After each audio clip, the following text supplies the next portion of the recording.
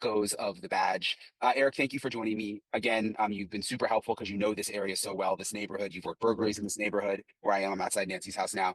The first thing I want to ask you about is so one of the neighbors who lives basically behind Nancy, but you can see Nancy's house from his yard. Um, their ring cameras, two of the ring cameras only on the backside of the house went out around the same exact time that Nancy was abducted. And I also just found out their dog woke them up during that time too, to go outside, which is highly unusual, they say. Like, the dog sleeps through the night all the time, and actually was looking in the direction of Nancy's.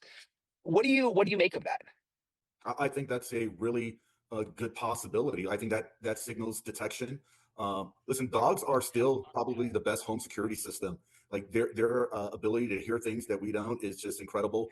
It's like they understand the disturbances in the forest. So the fact that signals were possibly jammed, and you take that and you put it basically at the same timeline when the dog is woken up and he's staring or she's staring in the area of Guthrie's home. I think that's just more than just a coincidence. And there's technology out there that you can use, cell phone jammers that kind of just jam the cell phone activity, turn them off. There's a there's another jammer that does Wi-Fi, and there's another jammer that basically sends signals to your Wi-Fi that tells your router system that the service is unavailable, and then it tricks your system to believing it, so your system then becomes unavailable, although it really isn't unavailable. So there's different types of technology out there, and I believe wholeheartedly, like, if the dog is up and the dog is kind of acting out of character in the middle of the night when that dog typically sleeps throughout the night, that's more than just suspicious. I think that that's a really good indication that someone was probably at Nancy Guthrie's home at that time. About to go to bed, but I saw Brian Ensign's just new video and talking about the jammer and a little bit more thorough thing.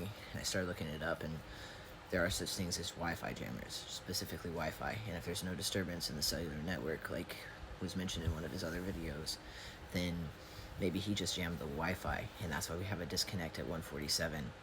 And then those cameras at the back of the neighbor's house, those back to having some issues, makes sense that it would be a small range area. Then you got the dog alerting to the back, and I'm telling you, dogs are very habitual. I have 3 of them. They sleep through the night with me every night, unless they're about to shit their pants. They sleep through. Remember I said he looked pretty comfortable, like maybe he was just not worried. He was comfortable because the Wi-Fi would have been disconnected, nothing would have uploaded.